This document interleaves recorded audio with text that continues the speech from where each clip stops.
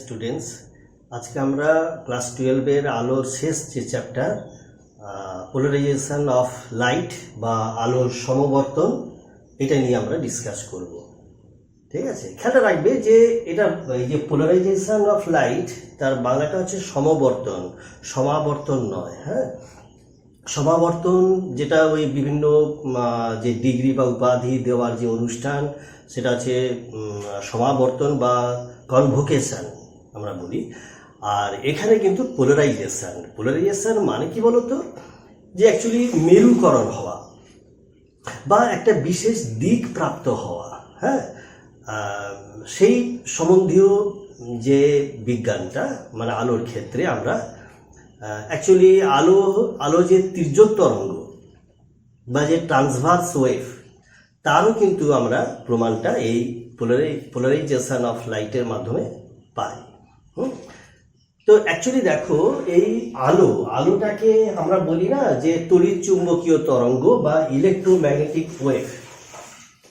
এখানে কি হয় না, এই ইলেকট্রোম্যাগনেটিক ওয়েভে একটা পরিবর্তিত ইলেকট্রিক ফিল্ড থাকে আর একটা পরিবর্তিত ম্যাগনেটিক ফিল্ড থাকে, অল্টারনেটিং কারেক্টারের, তাই তো? যেমন এখানে আমরা দেখিয়েছি যে এক্স ওয়াই জেড তিনটে পরস্পর লম্ব যে অক্ষটা। তো এখানে যেমন আমরা দেখিয়েছি যে এক্স অক্ষ বরাবর চৌম্বক যে ভেক্টর বা ম্যাগনেটিক ভেক্টরটা কাজ করছে, আর ওয়াই অক্ষ বরাবর ইলেকট্রিক্যাল ভেক্টরটা কাজ করছে। এটা হচ্ছে কি, এক্স আর ওয়াই অক্ষ বরাবর মানে পারস্পরিক লম্বভাবে রয়েছে।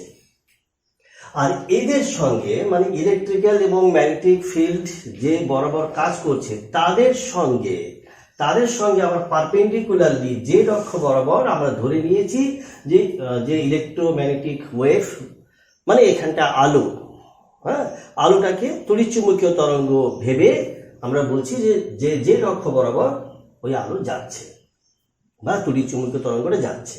এমনও হতে পারে যে ধরো এক্স অক্ষ বরাবর যদি যায়, তাহলে ওয়াই আর জেড অক্ষ বরাবর ইলেকট্রিক ফিল্ড ভেক্টর আর হচ্ছে ম্যাগনেটিক ফিল্ড ভেক্টর, এগুলো হচ্ছে কাজ করবে। হ্যাঁ, তো এখানে চিত্রানুযায়ী কিন্তু যেটা বললাম যে এক্স অক্ষ বরাবর বি এবং হচ্ছে ওয়াই অক্ষ বরাবর ই কাজ করছে, এবং জেড অক্ষ বরাবর আলো যেটা তড়িৎচুম্বকীয় তরঙ্গ সেটা এগোচ্ছে। দেখো, আমরা এখানে দেখিয়েছি এই যে কালোটা বরাবর কিন্তু ইলেকট্রিক ভেক্টর, আর যে নীল যে সাইনটা দেওয়া আছে, যেটা ছবিতে আমি দেখানোর চেষ্টা করেছি যে পারস্পরিক লম্বভাবে কাজ করছে, এই নীল বরাবর কি আছে না, ম্যাগনেটিক ফিল্ডটা রয়েছে। ঠিক আছে, এবার অ্যাকচুয়ালি আমাদের ভিশনের ক্ষেত্রে বা দৃষ্টির ক্ষেত্রে ইলেকট্রিক যে ভেক্টরটা, ওটাই কিন্তু রেসপন্সিবল, এটা কিন্তু খেয়াল রাখবে। অর্থাৎ ভিশনের ক্ষেত্রে যেহেতু ইলেকট্রিক ফিল্ড ভেক্টরটা রেসপন্সিবল, সুতরাং আমরা ম্যাগনেটিক ফিল্ড এই আলোচনা থেকে বাদ দিয়ে দিচ্ছি। ওকে, তার মানে কি হবে, আমরা শুধু এই যে কালো যেটা রয়েছে ইলেকট্রিক ফিল্ড, এটাই আমাদের আলোচনার মধ্যে আনবো। অতএব বোঝাই যাচ্ছে আলো যে গতিপথে যাচ্ছে তার সাপেক্ষে ইলেকট্রিক ফিল্ড ভেক্টরটা কেমন ভাবে আছে না, ট্রান্সভার্স ভাবে মানে তির্যক ভাবে রয়েছে। ঠিক আছে, অতএব আমি যদি দেখাই যে এই বরাবর ধরো ইলেকট্রোম্যাগনেটিক ওয়েভটা যাচ্ছে, ইএম ওয়েভটা যাচ্ছে, তাহলে এই ছবি অনুসারে ইলেকট্রিক ফিল্ড ভেক্টরটা কেমন ভাবে আছে, এইভাবে আছে। এই যে বোর্ডের তলে যেমন ভাবে আছে কালো বরাবর, সেইভাবেই লম্বভাবে আছে, এরকম ভাবে দেখাতে পারি, তাই না?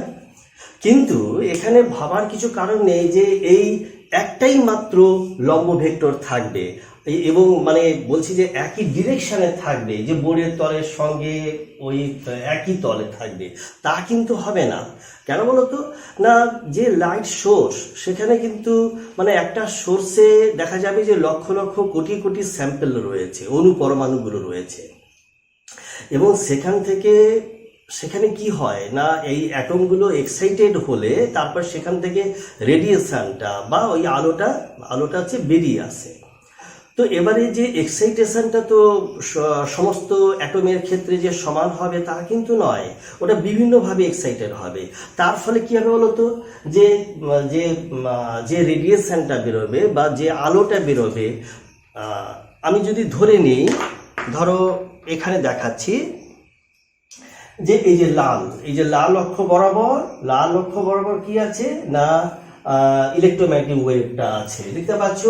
আর এই বরাবর ছিল বি, এই যে নীলটার সঙ্গে মিলিয়ে দিলাম, এটা ম্যাগনেটিক ফিল্ড। আর এই বরাবর কালোটা ছিল কি, ওয়াই অক্ষ বরাবর ইলেকট্রিক ফিল্ড, এরকম ভাবে লম্ব ভাবে।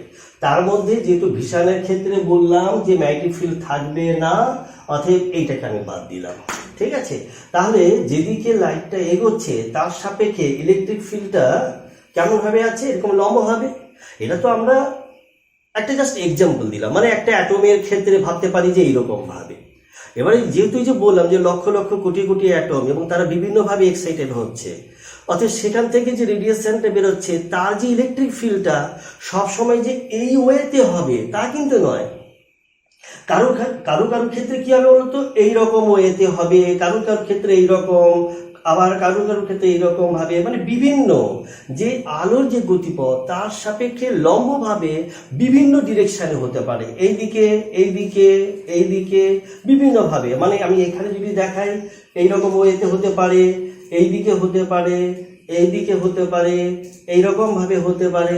সবই কিন্তু এই ডিরেকশনের সাপেক্ষে, আলোর গতিপথের সাপেক্ষে লম্বভাবে আছে, কিন্তু বিভিন্ন সম্ভাব্য সমস্ত দিকেই ওটা থাকবে।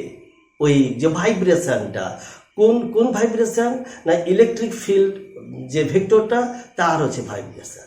ঠিক আছে, অতএব এখানটায় আমি যেটা এরকম ভাবে দেখাচ্ছি, এটা কিন্তু অ্যাকচুয়ালি এইভাবে দেখাবো না, এটাকে আমরা বলবো আনপোলারাইজড লাইট। এবং আনপোলারাইজড লাইটের ক্ষেত্রে না ভাইব্রেশনটা কেমন ভাবে হবে আমি দেখাই। এরকম ছিল, প্রথমে যেমনটা ছিল এই ছবি অনুসারে এই দিকে ছিল ভাইব্রেশন, কিন্তু অসংখ্য অ্যাটমের কথা যদি কনসিডার করি, অতএব সেই সম্ভাব্য সমস্ত ভাইব্রেশন যদি নেই, এবং কোন ভাইব্রেশন বলছি ইলেকট্রিক ফিল্ড ভেক্টরে, তাহলে সম্ভাব্য সমস্ত দিকে আমরা এরকম ভাবে পাবো। ঠিক আছে, অতএব এইটাই হচ্ছে ওই ইলেকট্রিক ফিল্ডের যে কম্পনটা হলো।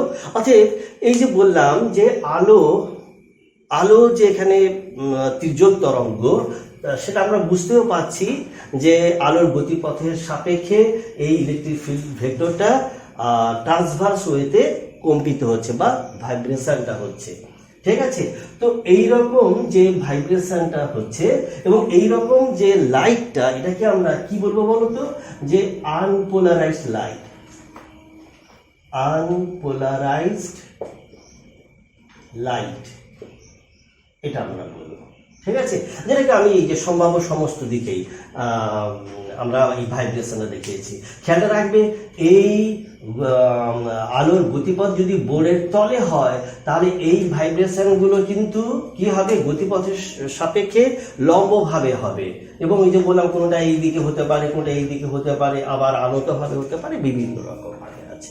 ঠিক আছে, তবে এই সবসময় আনপোলারাইজড লাইটটাকে না এইরকম ভাবে দেখাতে গেলেও একটা অসুবিধা হয়। আমরা সবসময় কি করি, এটা সিম্বলের মাধ্যমে আমরা হচ্ছে দেখাই, তাই না?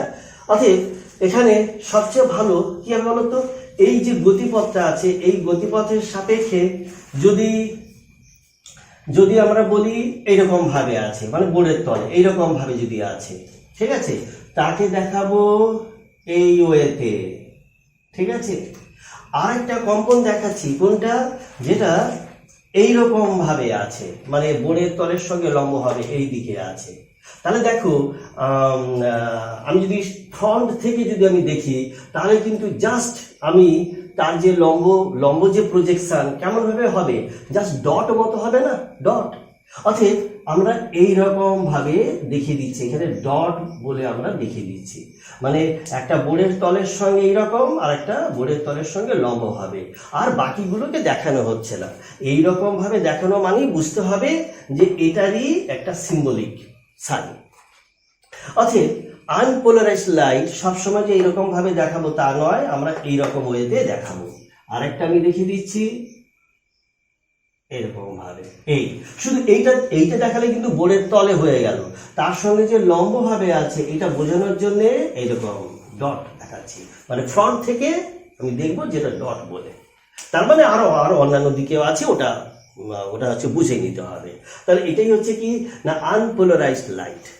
ওকে, এবারে যখন পোলারাইজেশন হবে, যেটা নিয়ে আজকের আলোচনা, যে এই যে ভাইব্রেশনটা আলোর গতিপথের সাপেক্ষে ইলেকট্রিক ফিল্ডের কি হবে, সম্ভাব্য সমস্ত দিকে যে ভাইব্রেশনটা আছে, আমরা কি করব যে কোনোভাবে যদি ওই ভাইব্রেশনটাকে একটা নির্দিষ্ট তলে যদি সীমাবদ্ধ করতে পারি, তাহলেই সেক্ষেত্রে আমরা বলবো যে আলো কি হলো না পোলারাইজড হয়েছে বা সমবর্তিত হয়েছে, মানে একটা বিশেষ দিকে মেরুপ্রাপ্ত হয়েছে বা বিশেষ দিকে তার কম্পনটা সীমাবদ্ধ হচ্ছে। এটাই হচ্ছে আলোর সমবর্তনের মূল যে বিষয়টা।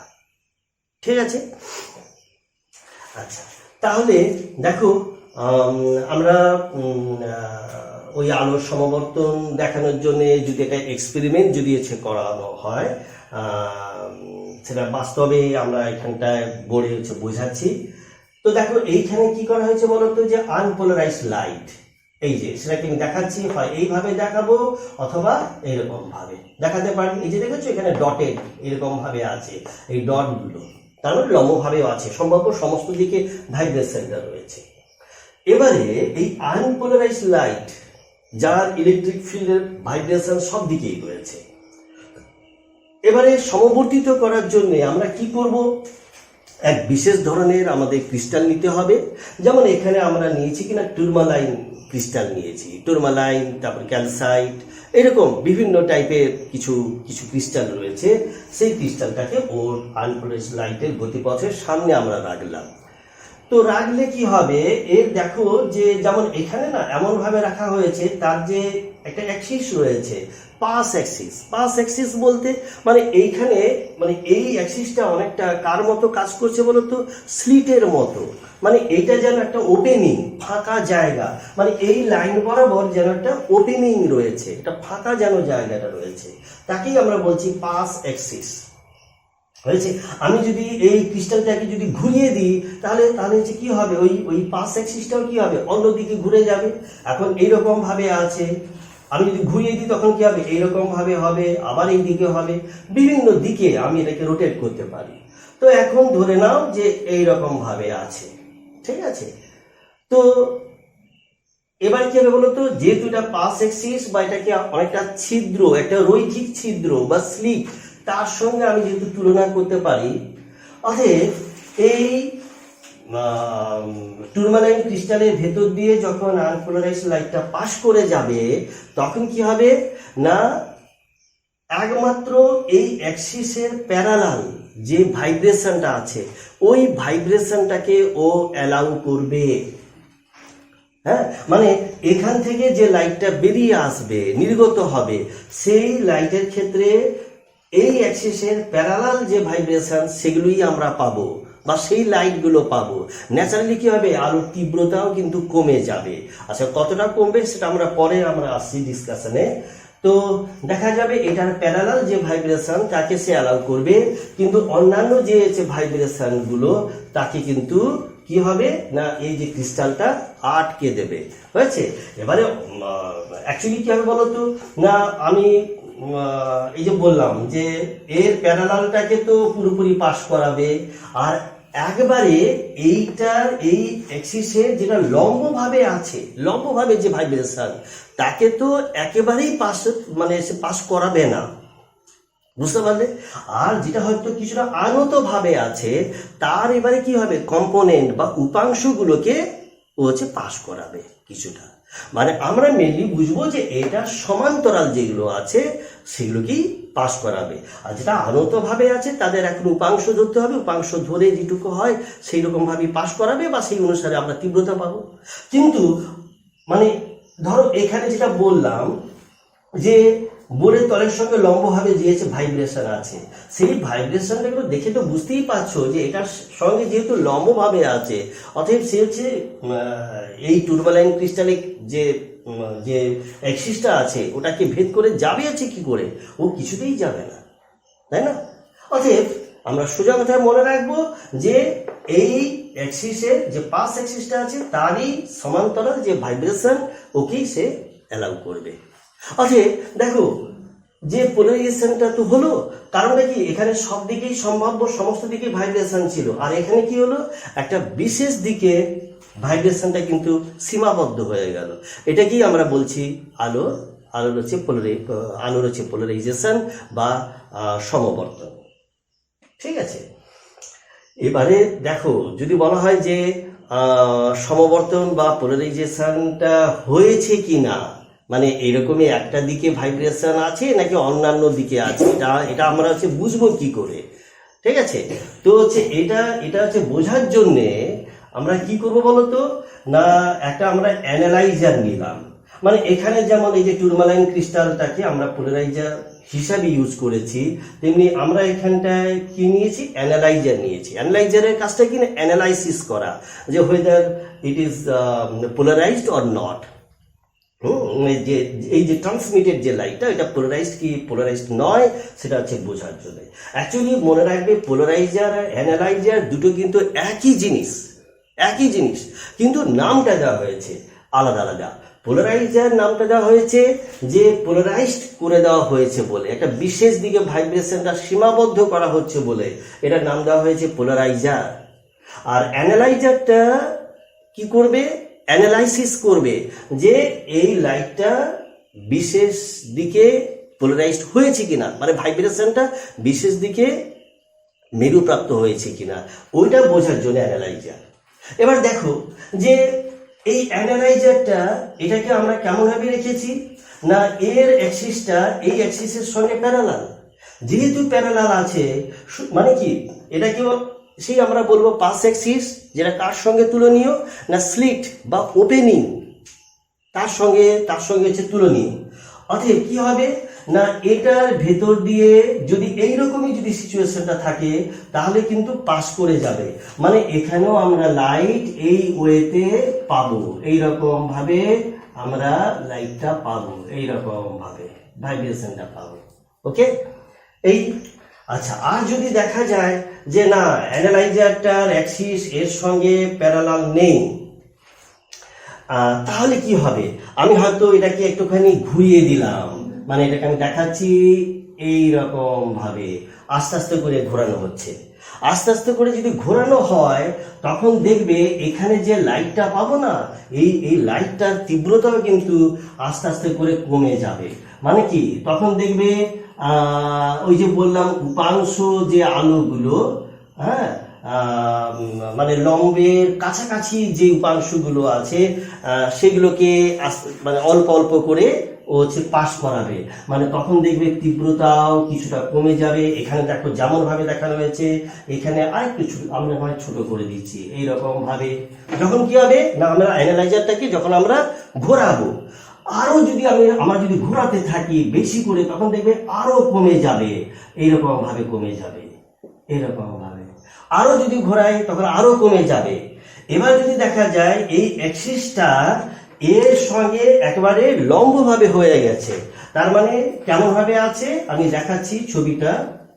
এখন ধরো আমি অ্যানালাইজারটাকে এইরকম ভাবে আমি ছবিতে দেখাচ্ছি যে এই করে দিলাম, মানে জাস্ট এর সঙ্গে লম্ব, হয়তো আঁকতে গেলে এটা অসুবিধা হয়ে যাবে, এইরকম ভাবে।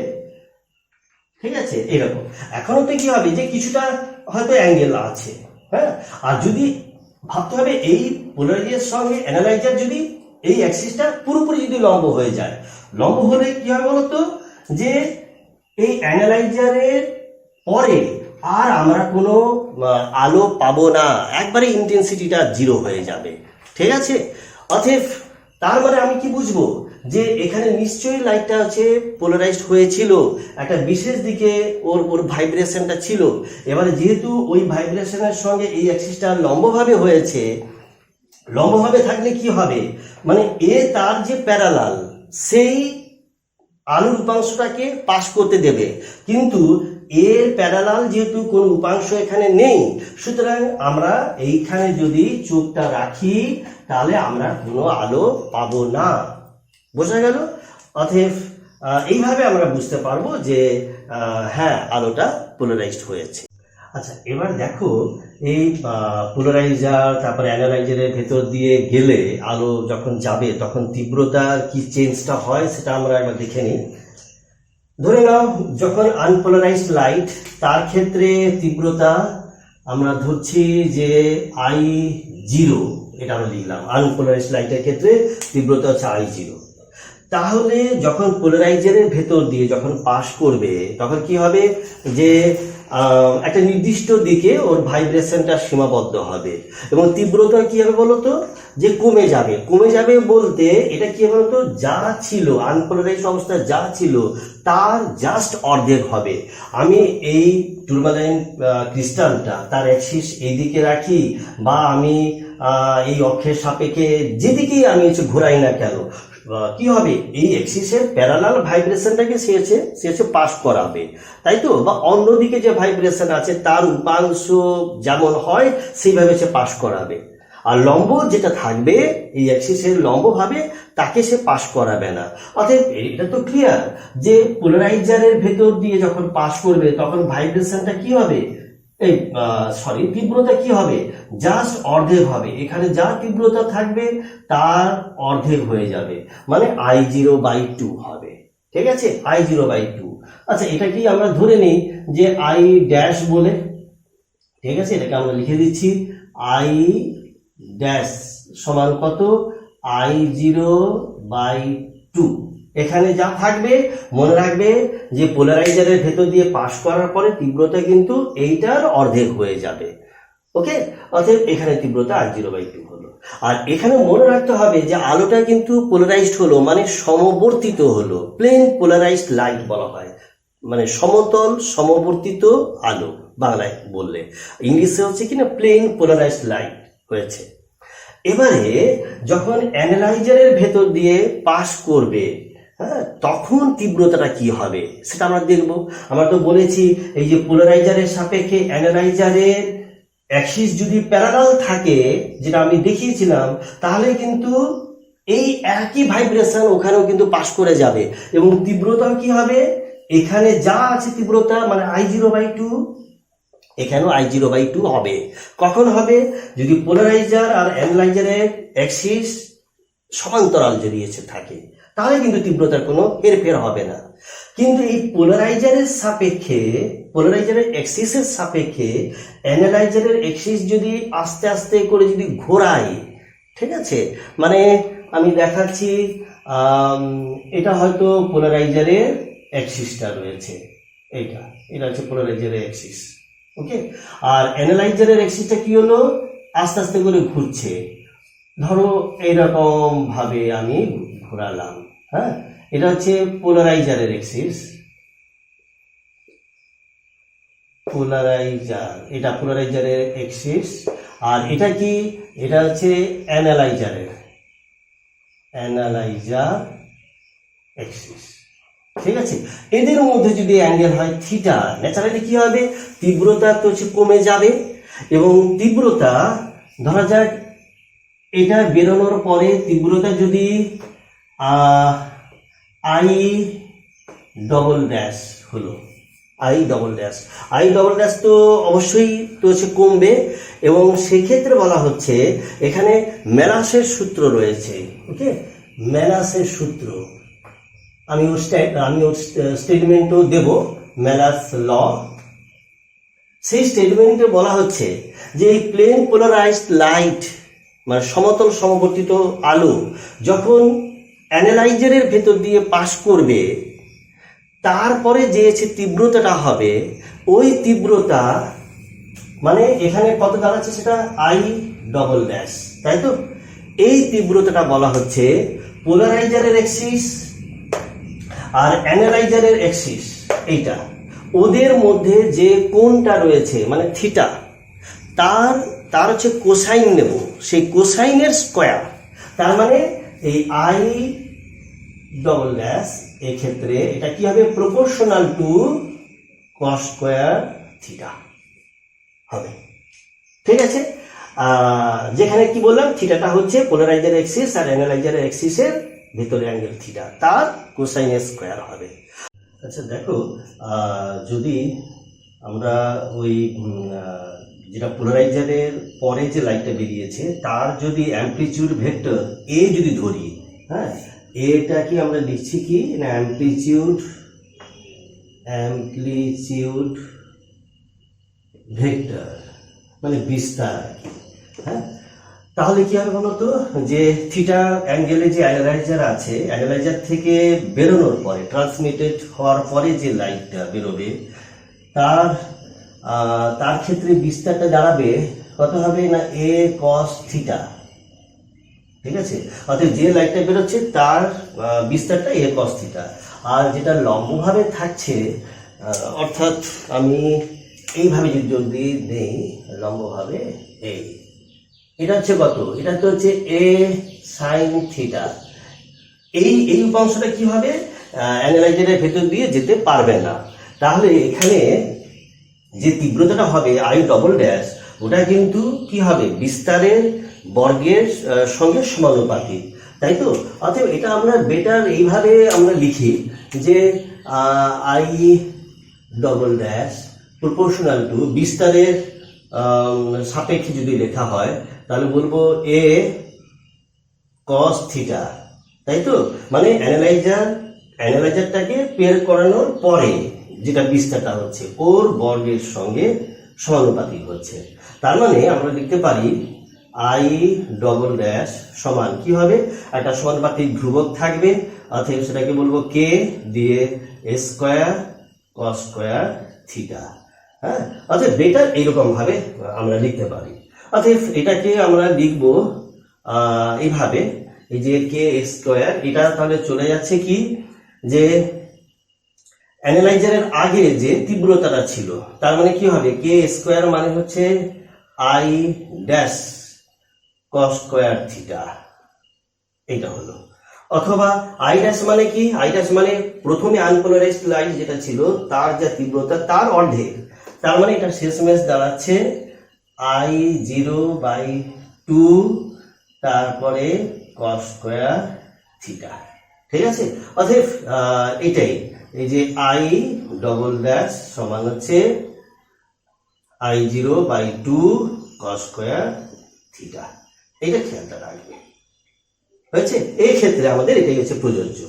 এবার একটা কথা দেখো, যে থিটা যদি 0 ডিগ্রি হয়, তার মানে কি থিটা 0 ডিগ্রি যদি হয় তাহলে কি হবে বলতো, অর্থাৎ পোলারাইজার আর অ্যানালাইজারের অ্যাক্সিস যদি সমান্তরাল থাকে তাহলে কিন্তু এখানেও তীব্রতা যা আছে আই 0/2 আর এখানেও সেই আই 0/2 তীব্রতা থাকবে, তাই তো। মানে ওই যে ভার্টিক্যাল যে কম্পোনেন্ট গুলো সেটাই কিন্তু পাস করে যাচ্ছে। আর যদি থিটা সমান যদি 90 ডিগ্রি হয়, ওকে, অর্থাৎ থিটা সমান যদি 90 ডিগ্রি হয় বলে কি হবে, অর্থাৎ পোলারাইজারের অ্যাক্সিসের সাপেক্ষে অ্যানালাইজারের অ্যাক্সিস যদি পারপেন্ডিকুলারলি থাকে, তখন কি হবে, কোনো আলো এই অ্যানালাইজারের ভেতর দিয়ে পাস করতে পারবে না, এবং সেক্ষেত্রে এই চোখে কোনো মানে আলো বা আলোর কোনো তীব্রতা দেখতে পাওয়া যাবে না, অর্থাৎ আই ডবল ড্যাশ তখন আমরা লিখব 0। ঠিক আছে, অর্থাৎ এখানে কোনো রকম আলো আসবে না। ওকে, তাহলে এবারে আমি ওই মেলাসের যে লটা তার আমরা স্টেটমেন্টটা দেখে নিই। আচ্ছা, তাহলে এখানে আমরা এই সংজ্ঞাগুলো লিখেছি, সমবর্তনের ডেফিনেশন আছে তো বলেই দিয়েছি, আর মেলাসের ল দেখো যে when completely plane polarized light, এই যে এইটাতে, হ্যাঁ, light is incident on the analyzer, এখানে যে আলোটা পড়ছে ওটা কিন্তু plane polarized, then the intensity of the transmitted light, মানে অ্যানালাইজার থেকে যে লাইটটা ট্রান্সমিটেড হলো, is directly proportional to square of the cosine of the angle between axis of the polarizer and analyzer। অর্থাৎ অ্যানালাইজার থেকে যে লাইটটা ট্রান্সমিটেড হচ্ছে তার যে তীব্রতা, এটা কি হবে, পোলারাইজার এবং অ্যানালাইজারের যে অ্যাক্সিসগুলো যে আছে ওদের মধ্যেকার যে অ্যাঙ্গেল তার যে কোসাইন সেই কোসাইনের বর্গের সঙ্গে সমানুপাতিক, এবং সেটাই আমরা দেখিয়েছি, যেমনটা বললাম সেটাই রয়েছে। ওকে, আচ্ছা, নেক্সট আমরা চলে যাচ্ছি প্রতিফলন দ্বারা আলোর সমবর্তন, অর্থাৎ পোলারাইজেশন বাই রিফ্লেকশন। ঠিক আছে, মানে এটা একটা ধরে নাও যে হচ্ছে স্বচ্ছ মাধ্যম, মানে দুটো মাধ্যম রয়েছে, হতে পারে এটা এয়ার, আর এখানটায় আমরা হয়তো ধরলাম যে গ্লাস বা ওয়াটার, এরকম ভাবে তাদের হচ্ছে বিভেদ তল এটা রয়েছে। হ্যাঁ, মানে এটা কেমন ভাবে আছে বলতো, এটা এই যে বোর্ড, এই বোর্ডের সাপেক্ষে এইরকম ভাবে রয়েছে, লম্ব ভাবে রয়েছে। ওকে, অতএব তারই যে প্রজেকশনটা সেটা আমরা এই সরল রেখা দিয়ে বোঝাচ্ছি, এইভাবে রয়েছে। ওকে, তাহলে এর উপরে এই দুটো মাধ্যমের যে বিভেদ তল, তার উপরে কি হয়েছে না আলো এসে পড়ছে। কি ধরনের আলো? আনপোলারাইজড লাইট এসে পড়ছে, সেটা আমরা দেখাচ্ছি। এইভাবে আনপোলারাইজড লাইট এসে পড়লো। হ্যাঁ, এটা আমরা নর্মাল বা অভিলম্ব আঁকলাম, এই হয়েছে। এটা যেহেতু আনপোলারাইজড লাইট, এটাকে আমরা দেখাবো কেমন ভাবে, এই যে এইরকম ভাবে দেখাবো, সমস্ত দিকে এখানটা কম্পাউন্ডটা রয়েছে, অথবা এটাকে আমরা সিম্বলিক ভাবে এইভাবে দেখাতে পারি। এটা হচ্ছে বোর্ডের তলে, আর বোর্ডের তলের সঙ্গে লম্বভাবে যে ভাইব্রেশনটা আছে ওটা বোঝানোর জন্য এইরকম ভাবে দেখালাম। তাহলে এটা হচ্ছে কি আনপোলারাইজড লাইট এসে পড়লো, কত অ্যাঙ্গেলে না থিটা অ্যাঙ্গেলে এসে পড়লো। এবারে কি হবে, যেহেতু দুটোই মানে গ্লাসটাও যেহেতু স্বচ্ছ মাধ্যম, ট্রান্সপারেন্ট, সুতরাং এখানে কিছুটা অংশ প্রতিফলন হবে, রিফ্লেকশন হবে, আর কিছুটা অংশ প্রতিসরণ হবে। তাহলে যে পোর্শনটা প্রতিফলন হচ্ছে ওই একই অ্যাঙ্গেলে থিটা, আর কিছুটা পোর্শন এখানটায় রিফ্র্যাকশন হলো, এইরকম ভাবে রিফ্র্যাকশনটা হলো, এই অ্যাঙ্গেলটা আমরা ধরে নিচ্ছি আর বলে। এবারে যেটা দেখা যাবে, যে অংশটা রিফ্লেক্টেড হচ্ছে তার বেশিরভাগটাই না কি হবে বলতো, যে প্লেন পোলারাইজড হয়ে যাবে। হ্যাঁ, অর্থাৎ এবং যে প্লেন পোলারাইজড যে হবে, ওর হচ্ছে ভাইব্রেশনটা কেমন ভাবে হবে না, এই যে বিভেদ তলটা আছে, বিভেদ তলটার সঙ্গে প্যারালাল, এই যে বিভেদ তলটা কেমন ভাবে আছে বলেছিলাম, এইরকম ভাবে আছে, এই যে এইরকম ভাবে, অর্থাৎ তার সঙ্গে এই যেটা রিফ্লেক্টেড রে, তার যে ভাইব্রেশন, ইলেকট্রিক কম্পোনেন্টের ভাইব্রেশনটা কোন দিকে থাকবে, এই রিফ্লেক্টেড যে তলটা, বিভেদ তলটা, তার সঙ্গে হচ্ছে প্যারালাল, মানে বোর্ডের সাপেক্ষে কি হবে, লম্ব ভাবে হবে, এইরকম ভাবে ভাইব্রেশনটা হবে। ওকে, এটা কিন্তু খেয়াল রাখবে। অতএব এই রিফ্লেক্টেড রে এটা বেশিরভাগটাই পোলারাইজড হবে, যদি আমি যে কোনো একটা অ্যাঙ্গেলে যদি ফেলি, এরকম। অর্থাৎ এখানে দেখাচ্ছি কিছুটা অংশ পোলারাইজড হলো, তবে পুরোপুরি যে পোলারাইজড হবে তা কিন্তু নয়। অতএব সঙ্গে সঙ্গে দেখাচ্ছি এইভাবেও আছে, মানে কিছুটা আনপোলারাইজড আছে, তার সঙ্গে এরকমও রয়েছে, এই। হ্যাঁ, অতএব বেশিরভাগটা পোলারাইজড, এবং ভাইব্রেশনে দেখাচ্ছি বোর্ডের তলের সঙ্গে লম্বভাবে, আর এই বিভেদ তলের সঙ্গে প্যারালাল, এইরকম ভাবে হবে। ঠিক আছে, এখানে যে ডিরেকশনটা দেখানো হলো। আর যেটা রিফ্র্যাক্টেড হলো, প্রতিষ্ঠিত হলো, সেটা কি বলতো, বেশিরভাগটাই না আনপোলারাইজড হবে, বেশিরভাগটাই। অতএব এখানে দেখাচ্ছি যে এইরকম ভাবে আছে, বেশিরভাগটাই আনপোলারাইজড, তবে এক্ষেত্রে কিছু এরকম পোলারাইজড থাকবে। তার ক্ষেত্রে কি হবে, এখানে ভাইব্রেশনটা হচ্ছে বোর্ডের তলের সঙ্গে কি হবে বলতো, বোর্ডের তলের সঙ্গে এটা আবার এরকম ভাবে হবে, প্যারালাল হবে, আর কিছু আনপোলারাইজড হবে, বেশিরভাগটাই আনপোলারাইজড হয়ে ওটা হচ্ছে রিফ্লেক্টেড হবে, আর এখানে এইরকম ভাবে হবে।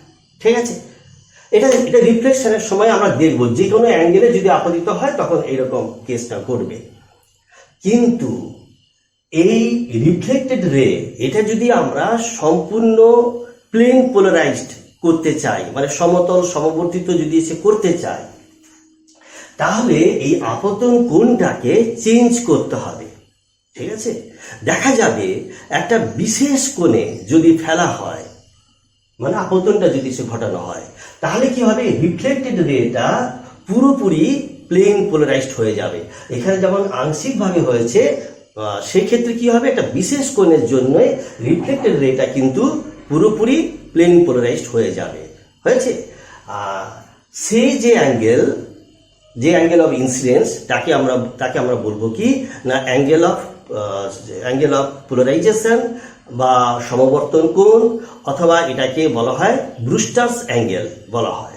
ওকে, অর্থাৎ ওই অ্যাঙ্গেলটাকে না আমরা আইপি বলে বলবো, মানে যখন থিটা সমান কি হবে আইপি, এটাকে আমরা বলছি ব্রুস্টার্স অ্যাঙ্গেল। মানে যে বিশেষ অ্যাঙ্গেলে আপতিত হলে ওটা ডিপেন্ড করবে এই যে দুটো মাধ্যমটার উপরে। হ্যাঁ, অর্থাৎ বাতাস আর গ্লাসের ক্ষেত্রে একরকম হবে, তারপরে এয়ার আর জলের ক্ষেত্রে অন্যরকম হবে। ঠিক আছে, তাহলে সেই ক্ষেত্রে আমরা দেখাচ্ছি, এই ছবিটা যদি আমি মুছে দিই, আবার যদি নতুন করে আঁকা হয়, তাহলে কি হবে, এইরকম ভাবে বিভেদ তলটা থাকলো। আর এবারে এটা লম্ব, এবার ধরা যাক একটা বিশেষ অ্যাঙ্গেলে এসে পড়েছে, এই অ্যাঙ্গেলটাকে আমরা বলছি কি ব্রুস্টার্স অ্যাঙ্গেল বা অ্যাঙ্গেল অফ পোলারাইজেশন। এটা কি ছিল, এটা ছিল আনপোলারাইজড লাইট ছিল। অতএব এটাকে দেখানো হবে এইরকম ভাবে, সব দিকে ভাইব্রেশন রয়েছে।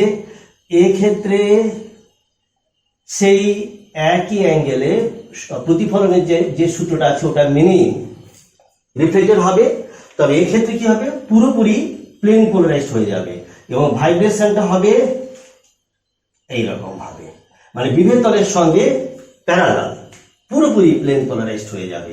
আর এখানে যেমন ভাবে ছিল, এটাকে আমরা বলি যে আর বলে দিচ্ছি, এটা কি হবে, বেশিরভাগটাই হচ্ছে আনপোলারাইজড, তবে কিছুটা পোলারাইজড হতে পারে। আচ্ছা, এই যখনই রিফ্লেক্টেড রেটা এখানে না, এটা যে প্লেন পোলারাইজড যে হয়েছে, এটা আমরা বুঝবো কি করে না, এখানে একটা অ্যানালাইজার লাগাতে হবে। এইরকম অ্যানালাইজার রেখে আমাদের বুঝতে হবে যে এটা প্লেন পোলারাইজড হয়েছে কিনা।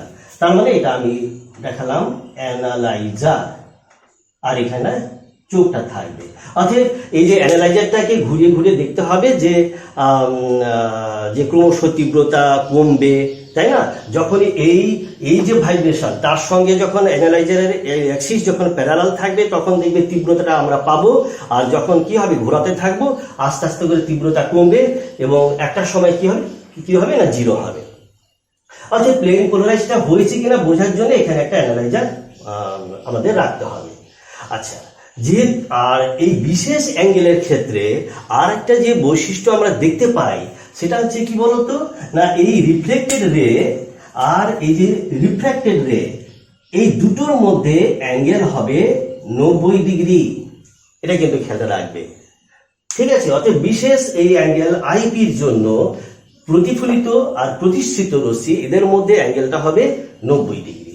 ওকে, তাহলে এখানে আমরা দেখে নিই একটা বিশেষ কোনো আমরা সূত্র, যেটাকে ব্রুস্টার সূত্র আমরা বলি, সেই আমরা কোনো সূত্রটা পাচ্ছি কিনা।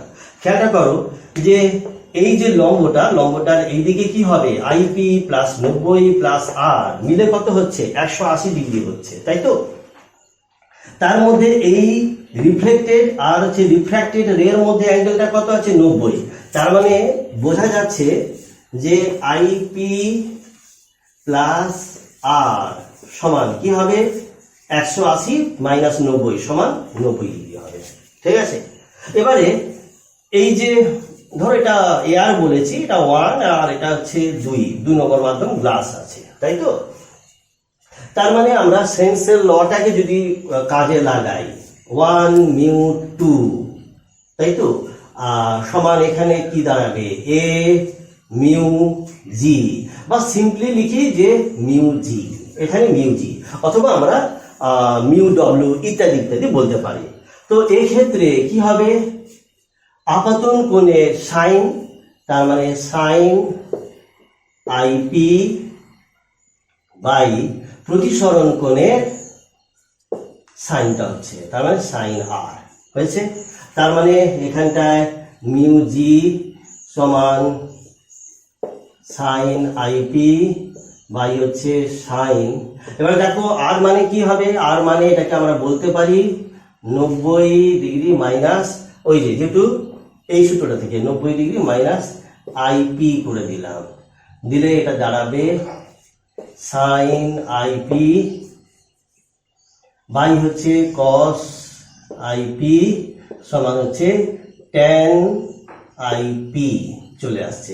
অতএব যেটা ব্রুস্টারের যে সূত্রটা এটা আমরা পাচ্ছি মিউ, মানে এই ক্ষেত্রে আমাদের এক্সাম্পল অনুসারে ওটা মিউ জি হয়েছে, নাহলে সাধারণভাবে হবে কি না মিউ, মিউ সমান হচ্ছে ট্যান আইপি। এটা পরীক্ষার সময় আসে, খুব ইম্পর্টেন্ট একটা সূত্র। এখান থেকে কিছু তোমাদের প্রবলেমগুলো দেয় যে মিউ সমান ট্যান আইপি। অর্থাৎ খেয়ালটা রাখবে ব্রুস্টারের সূত্রের মেন যে জিনিসটা হচ্ছে যে একটা বিশেষ অ্যাঙ্গেলে যদি আপতিত হয় বিমের তলে, তাহলে কি হবে যে রিফ্লেক্টেড রেটা পুরোপুরি প্লেন পোলারাইজড হয়ে যাবে, এবং সেই বিশেষ অ্যাঙ্গেলটাকে বলা হবে অ্যাঙ্গেল অফ পোলারাইজেশন বা হচ্ছে ব্রুস্টারস অ্যাঙ্গেল। এবং সেক্ষেত্রে আরেকটা শর্ত হচ্ছে যে প্রতিফলিত আর প্রতিসৃত রশ্মি এদের মধ্যে অ্যাঙ্গেলটা হবে 90 ডিগ্রি। ঠিক আছে, তা খেয়াল করো অনেক সময় তোমাদের কিছু প্রবলেম তো দেয়, তারপরে আমরা দেখে নিই। ধরো এই যে মিউ যে বললাম, হ্যাঁ এখানে মিউটা কত, মিউ জিটা তো গ্লাস আছে, তাহলে গ্লাসের ক্ষেত্রে এই যে মিউ জি বলছি, গ্লাসের ক্ষেত্রে কত হয়, গ্লাসের ক্ষেত্রে প্রতিসরাঙ্ক হচ্ছে 3/2 মানে 1.5। এবারে ট্যান আইপি সমান হচ্ছে 1.5, তার মানে আইপি সমান ট্যান ইনভার্স 1.5। এটা যদি আমরা হিসেব করি দেখবে এই অ্যাঙ্গেলটা না, এই অ্যাঙ্গেলটা মোটামুটি হয়ে যাবে কত, যে 56 ডিগ্রি মতো হয়ে যাবে। ওকে, আর যদি ওয়াটার হয়, ওয়াটারের সাপেক্ষে আমি লিখে রাখছি, ওয়াটারের ক্ষেত্রে আমরা এই অ্যাঙ্গেলটা পাই। সেই ক্ষেত্রে কি হবে, সেক্ষেত্রে মিউর মানটা হবে 4/3 হবে, মানে 1.33 হবে। তো সেইটা ধরে যদি হিসেব করা হয় তাহলে আমরা বাতাস আর হচ্ছে জল এইরকম ভাবে যদি আমরা হিসেবটা করি, মানে অ্যাঙ্গেল অফ ব্রুস্টার যদি হিসেব করি, সেক্ষেত্রে আইপির মানটা আমরা পেয়ে যাব 53 ডিগ্রি। ঠিক আছে, এটা তোমরা মেমোরিতে রাখবে।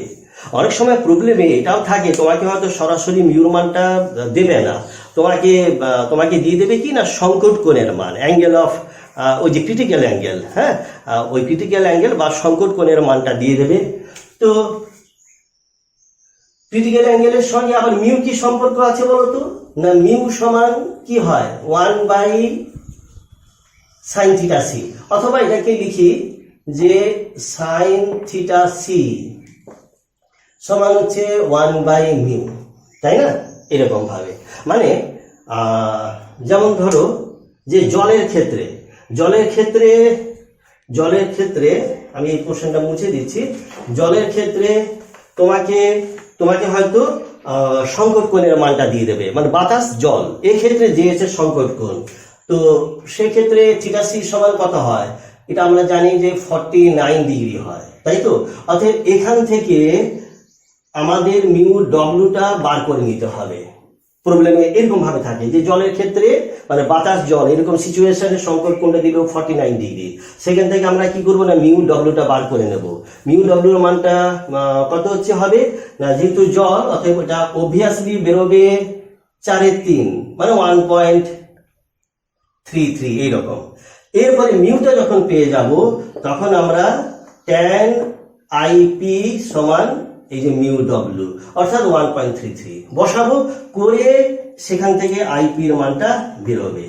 ঠিক আছে, তো জলের ক্ষেত্রে কি হবে, এটা প্রায় 53 ডিগ্রি মতো বেরোবে। ঠিক আছে, এইরকম ভাবে প্রবলেমগুলো থাকে। আচ্ছা, এবারে আমরা আলোচনা করব দ্বি প্রতিসরণ বা ডাবল রিফ্র্যাকশন, বা এটাকে বলা হচ্ছে বাই রেফ্রিনজেন্স। ঠিক আছে, দেখো এমনি আমরা প্রতিসরণটা শিখেছি, হ্যাঁ, সেখানে কি হয় বলতো, যে এইরকম দুটো হচ্ছে মিডিয়াম থাকে, ধরা যাক এখানে আছে এয়ার, তারপরে হচ্ছে গ্লাস। ঠিক আছে, তো যখন আলোর প্রতিসরণটা হয় এরকম ভাবে এসে কি হবে, এক মাধ্যম থেকে অন্য মাধ্যমে যখন যায় তখন আলোটার যে গতিপথের একটা চেঞ্জ হবে, মানে এখান থেকে কি হবে, হয় অভিলম্ব থেকে দূরের দিকে অথবা অবিলম্বের দিকে সরে আসে, আমরা এরকম ভাবে জানি, তাই তো। এটা হচ্ছে কি না রিফ্র্যাকশন বা হচ্ছে প্রতিসরণ। তো এখানে দেখো এই যে গ্লাস যে নিয়েছি অথবা যদি ওয়াটার নেই, এগুলো হচ্ছে কি বলতো, যে আইসোট্রপিক মিডিয়াম, মানে সমসারক, একে আমরা বলছি আইসোট্রপিক মিডিয়াম। আইসোট্রপিক মিডিয়াম মানে কোনগুলো না, যেমন হচ্ছে গ্লাস, তারপরে ওয়াটার। আসলে এইগুলোর ক্ষেত্রে কি হয় না, সর্বত্র মানে এর যে তুমি স্যাম্পলটা নিলে তার কিন্তু সর্বত্র কি হবে, যে তার যে প্রপার্টিজ, তার যে অ্যাটমিক স্ট্রাকচার, এগুলো কিন্তু সমানভাবে আছে, একটা সিমেট্রি এসে কাজ করে। ঠিক আছে, সর্বত্র এটা মানে এই সমস্ত মিডিয়ামের ক্ষেত্রে। এটা ছাড়া আমরা যদি এই যে অ্যানাইসোট্রপিক যদি কিছু মিডিয়াম আমরা যদি নেই, যেমন তার মধ্যে পড়ছে ক্যালসাইট, যেটাকে আমরা বলি যে CaCO3 ক্যালসাইট, তারপর হচ্ছে টুরমালিন। এইগুলোর ক্ষেত্রে কি হয় বলতো, আরো কিছু এক্সাম্পল আছে, আমরা কোয়ার্টজ, মাইকা, তারপরে আইস, বরফ, এগুলো রয়েছে, এগুলো হচ্ছে অ্যানিসোট্রপিক।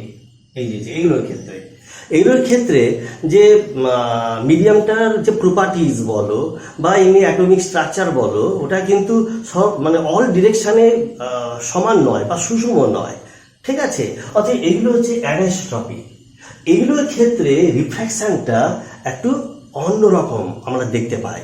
সেখানে দেখবে যখন বিভেদ তল থেকে একটা মিডিয়াম থেকে এসে অন্য মিডিয়ামে যখন যাবে, ধরো এয়ার থেকে যখন আসছে, দিয়ে যখন হয়তো ক্যালসাইটের ভেতর দিয়ে যাচ্ছে, তখন দেখবে যে রেটা দুটো ভাগে স্প্লিট করে যাবে। হয়েছে, এই যে একটা রে এসে যখন মিডিয়ামে ঢুকছে, তারপরে যখন দুটো রেতে স্প্লিট করে যাচ্ছে বা ভাগ হচ্ছে, সেই ধরনের যে প্রতিসরণ তাকে আমরা বলছি বাই রেফ্রিনজেন্স বা হচ্ছে ডাবল রিফ্র্যাকশন। অর্থাৎ দেখো এই ক্ষেত্রে আমরা যদি একটা ক্যালসাইট যদি নেই, হ্যাঁ, এইরকম ভাবে না হচ্ছে, তার আমরা ক্যালসাইট ক্রিস্টালের একটা আমরা এখানে প্রিন্সিপাল সেকশন দেখিয়েছি, আমরা এখানে ধরে নাও লম্ব এইরকম ভাবে আছে। এবার একটা রেটাকে দেখাচ্ছি এইরকম ভাবে, একটা রে হয়তো এলো, দিয়ে এই ক্রিস্টালে এসে পড়লো। কি ধরনের লাইট? এটা হচ্ছে আনপোলারাইজড লাইট বলতে আমরা এইরকম ভাবে দেখাচ্ছি, তাই তো। এইখানে এইরকম ভাবে থাকবে, মানে সমস্ত দিকে ভাইব্রেশনটা আছে। এইরকম রেটা এসে পড়ার পরে ডাবল রিফ্লেকশন হলে কি হবে, এটা দুটো রেতে ভেঙে যাবে। ঠিক আছে, একটা রে দেখাচ্ছি এইরকম ভাবে, আর একটা ধরা যাক এইরকম ভাবে যাবে, তারপরে বেরোনোর পরে এটা এইরকম আর এটা এইরকম, মানে সমান্তরাল ভাবে বেরিয়ে যাবে। ঠিক আছে, এর মধ্যে একটা রেকে আমরা বলছি যে ও রে। ঠিক আছে, এটাকে ধরা যাক আমরা বললাম ও রে, মানে অর্ডিনারি বা সাধারণ রশ্মি। আরেকটাকে আমরা বলছি কি ই রে বা এক্সট্রা অর্ডিনারি রশ্মি। এই তবে এই ক্ষেত্রে এই যে দুটো রে যে বললাম, ই রে আর ও রে, দুটোই কিন্তু দুটো ভাগে তো স্প্লিট তো করছেই। মেন যে রশ্মিটা আনপোলারাইজড, এই দুটো রশ্মি কিন্তু প্লেন পোলারাইজড হবে। তবে এদের ভাইব্রেশনটা কেমন হবে দেখে নাও। ও রেটার ভাইব্রেশনটা হবে, আমাদের যে প্লেন অফ ইনসিডেন্স আছে, মানে এখানটায় আমরা ধরবো যে plane of board, plane of paper, বা এখানে হবে প্লেন অফ বোর্ড, তার সঙ্গে এই ও রেটার ক্ষেত্রে ভাইব্রেশনটা হবে লম্বভাবে। অর্থাৎ লম্বভাবে মানে আমরা কেমন ভাবে দেখবো, এইরকম ভাবে দেখবো। অর্থাৎ লম্বভাবে যদি ভাইব্রেশন হয় তাকে আমরা চিহ্নিত করব এইরকম ভাবে, এই বিন্দু বা ফুটকি, এইরকম ভাবে আমরা প্রজেকশনটা দেখাবো। বাইরেও তাই। এই অর্থাৎ এটাও কিন্তু প্লেন পোলারাইজড লাইট হবে। আর যেটা ই রে হচ্ছে, ই রে মানে এখানে একটা তোমরা না খেয়ালটা করবে, যেহেতু ও রে, এই যে ও আর এই ফুটকি, মানে এই দুটোর মধ্যে কোথায় যেন একটা সিমিলারিটিস আছে। মানে এটাকে যদি আস্তে আস্তে করে যদি আমি কেন্দ্রীভূত যদি এসে করি, তাহলে যেন এরকম ফুটকিটা আমরা পাবো। ঠিক আছে? অতএব এইরকম ভাবে তোমরা মনে রাখতে পারো যে ও রে মানে এখানে ফুটকিটা হবে। আর ই রে ক্ষেত্রে যেটা এক্সট্রা অর্ডিনারি রে, তার ক্ষেত্রে এটাও কিন্তু প্লেন পোলারাইজড লাইট হবে। তবে এর ক্ষেত্রে ভাইব্রেশনটা হবে কেমন ভাবে না, এই যে প্লেন অফ যে বোর্ডটা রয়েছে, অথবা প্লেন অফ যে ইনসিডেন্সটা যে রয়েছে, তার সঙ্গে প্যারালাল, মানে আমরা এইরকম ভাবে পাবো। এইরকম ভাবে আমরা দেখাতে পারি। বাইরে তাই। এই অতএব মানে এই যে ঘটনাটা, এটাকে আমরা বলছি কি না বাইরেফ্রিনজেন্স বা ডাবল রিফ্লেকশন। অর্থাৎ আনপোলারাইজড লাইটটা ক্রিস্টালে ঢোকার পরে দুটো কিন্তু ভাগে বিভক্ত হয়ে যাবে, এবং তার মধ্যে একটা হচ্ছে ও রে। খেয়ালটা করবে যে ও রে আর ই রের মধ্যে কি কি পার্থক্য, সেটাও আমরা দেখে নেই। একটা তো আমরা বললাম যে ভাইব্রেশনের দিক থেকে তো একটা পার্থক্য রয়েছে। এছাড়া আরেকটা খেয়াল রাখবে যে এই ও রে রিফ্র্যাকশনের যে সাধারণ রিফ্র্যাকশনের যে সূত্র আছে, মানে স্নেলসের যে স্নেলসের যে লটা রয়েছে, স্নেলস ল এটাকে ওবে করবে, মানে মেনে চলবে। হয়েছে?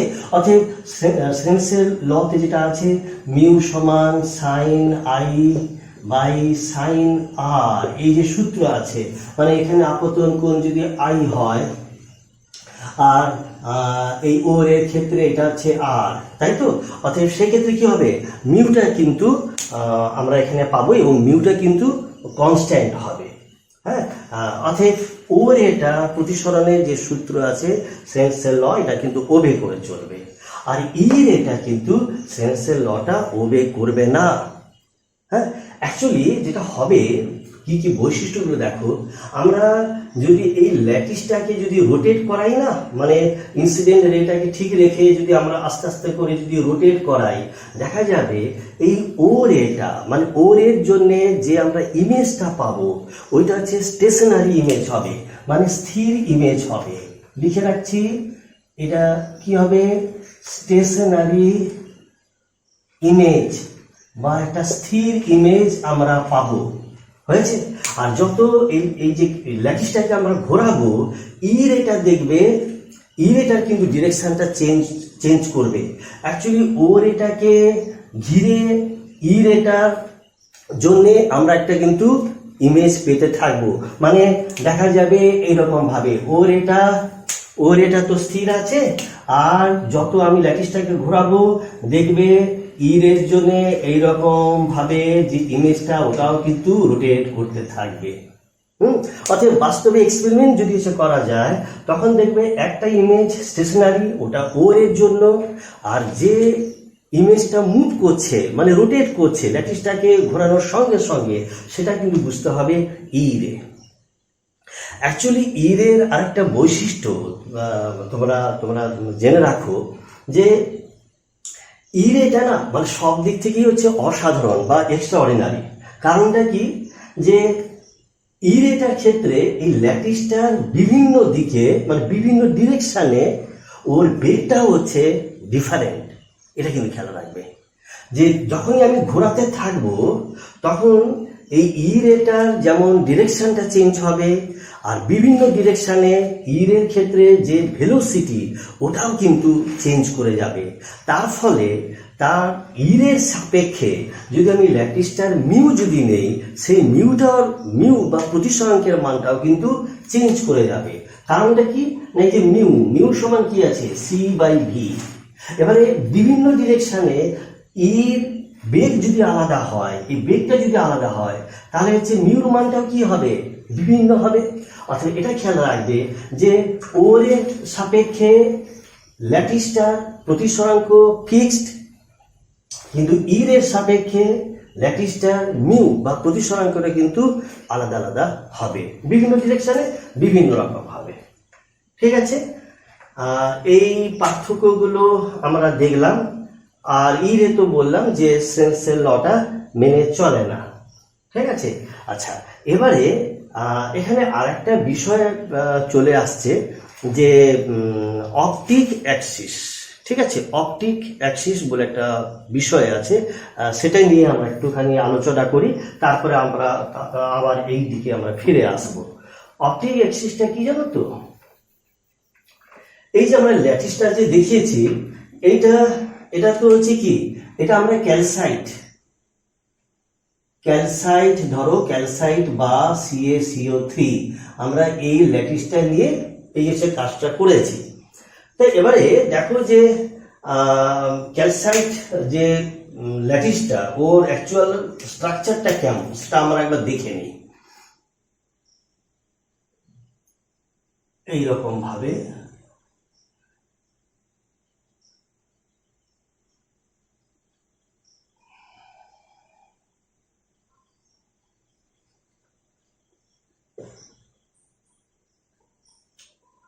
এইভাবে আমরা ল্যাটিসটা আঁকতে পারি। এটা ডট ডট ডট, এটা এরকম ভাবে এটাকেও আমরা ডট ডট দিচ্ছি।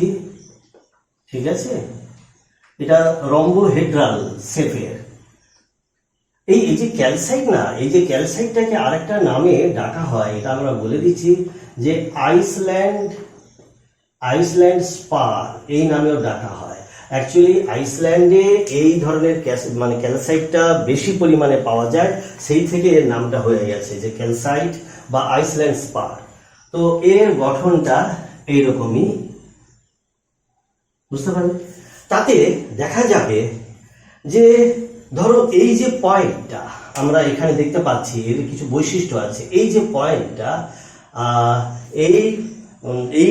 এই পয়েন্টের সাপেক্ষে দেখো যে তিনটে যে এজ আছে বা তিনটে যে ফেস আছে, তাদের মধ্যবর্তী যে অ্যাঙ্গেলটা না, এটা কিন্তু অবটিউস অ্যাঙ্গেল।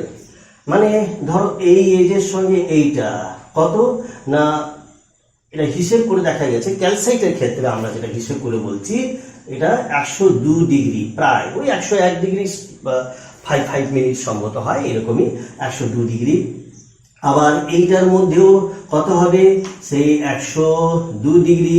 আবার এই অ্যাঙ্গেলটাও হবে 102 ডিগ্রি। ঠিক আছে, আবার অপোজিটে যেটা রয়েছে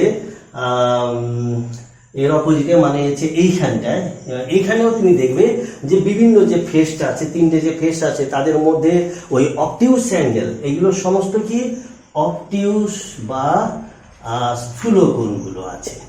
ঠিক আছে, তো এই বিন্দুতে তারা এরকম অবটিউস অ্যাঙ্গেল করে একে অপরের সঙ্গে রয়েছে। এই যে কোণটা, এটাকে আমরা বলছি কি না ব্লান্ট কর্নার বলা হয়। ঠিক আছে, এটার নাম আমরা দিচ্ছি ব্লান্ট কর্নার।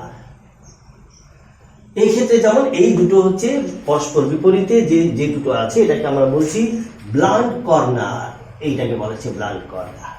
ওকে, এবারে এখানে যে আমরা বললাম যে অপটিক অ্যাক্সিসটা কি? অপটিক অ্যাক্সিস অ্যাকচুয়ালি একটা ডিরেকশন, হ্যাঁ, আমরা লাইন ভাবে প্রাথমিকভাবে ভাবলেও না, ওটা অ্যাকচুয়ালি একটা ডিরেকশন।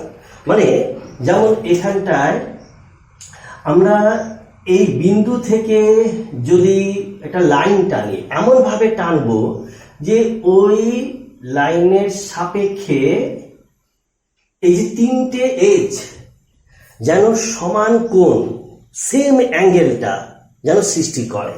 ঠিক আছে, অর্থাৎ ব্লান্ট কর্নার থেকে এমন একটা লাইন টানতে হবে এরকম ভাবে।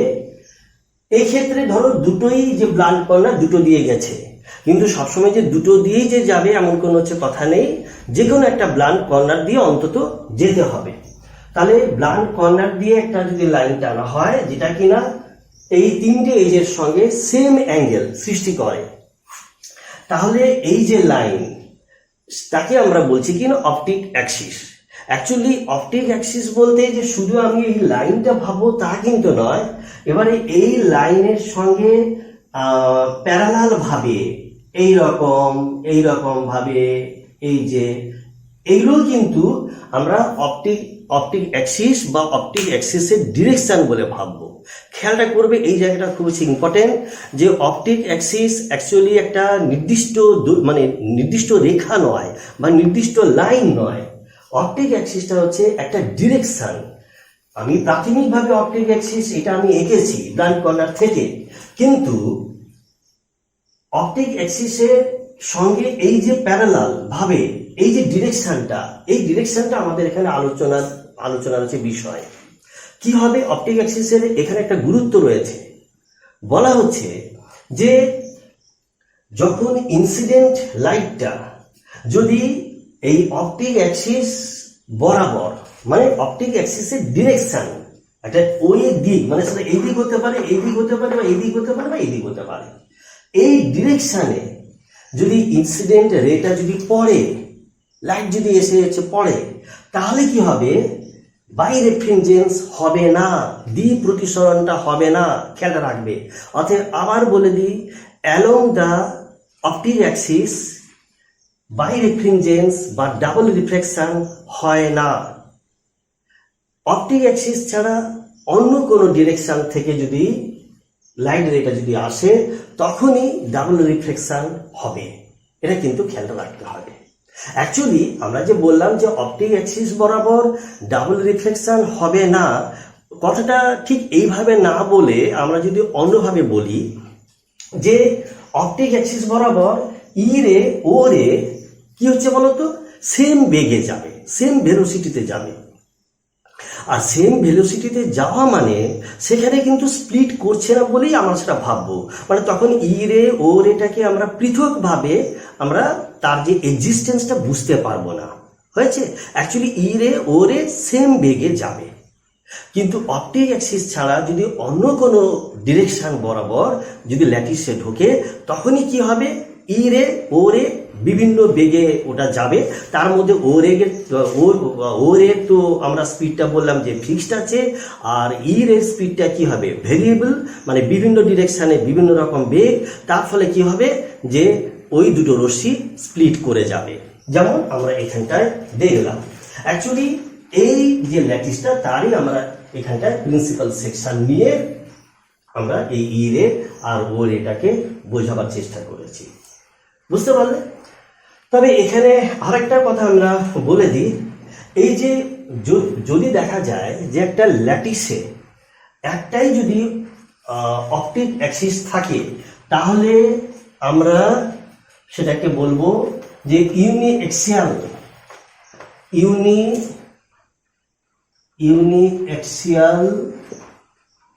ক্রিস্টাল।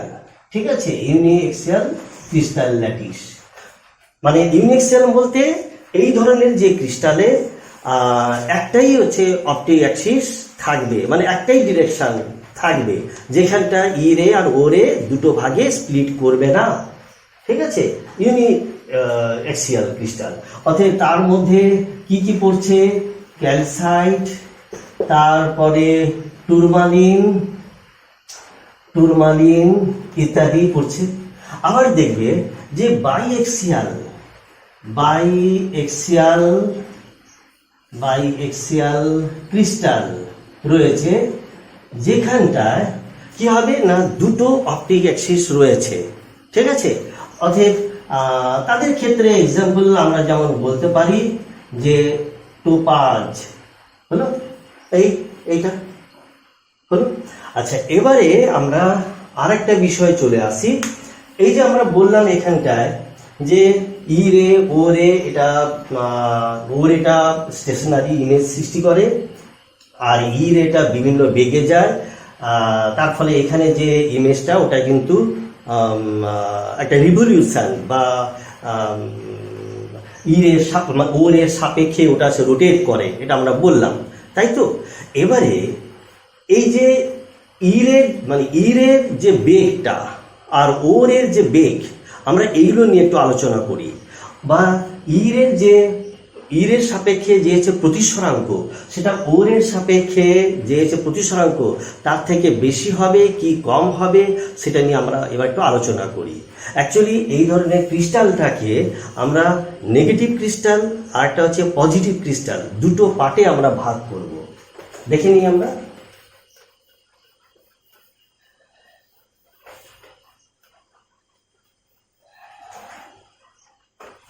নেগেটিভ ক্রিস্টাল আর হচ্ছে পজিটিভ ক্রিস্টাল, এটা আমরা বললাম, তাই তো। আচ্ছা, নেগেটিভ ক্রিস্টাল বলতে হচ্ছে কোনগুলো, সেটা আমাদের খেয়ালটা রাখতে হবে। এখানটায় ডেল্টা মিউ বলে একটা কথা আছে, মানে বাই রেফ্রিনজেন্সের যে হচ্ছে ভ্যালুটা, তাকে আমরা ডেল্টা মিউ বলে বলছি। ডেল্টা মিউ সমান actually mu E minus mu O, এটাকে বলা হচ্ছে ডেল্টা মিউ বাই রেফ্রিনজেন্সের ভ্যালু অফ বাই রেফ্রিনজেন্স। এইবারে এই ডেল্টা মিউ অর্থাৎ mu E minus mu O, এইটা যদি পজিটিভ হয় তাহলে বুঝতে হবে এটা কি হবে, যে পজিটিভ ক্রিস্টাল, এটা হচ্ছে পজিটিভ ক্রিস্টাল। পরে আমি ওটা একটা ছকের মাধ্যমে দেখিয়ে দিচ্ছি, আমি আগে সাধারণভাবে আলোচনা করে যাচ্ছি যে পজিটিভ ক্রিস্টাল, ঠিক আছে। আর ডেল্টা মিউ যদি দেখা যায়, মানে মিউ ই মাইনাস মিউ ও, এটা যদি নেগেটিভ হয় তাহলে তাকে আমরা বলবো কি নেগেটিভ ক্রিস্টাল, এটা আমরা বলবো, ঠিক আছে।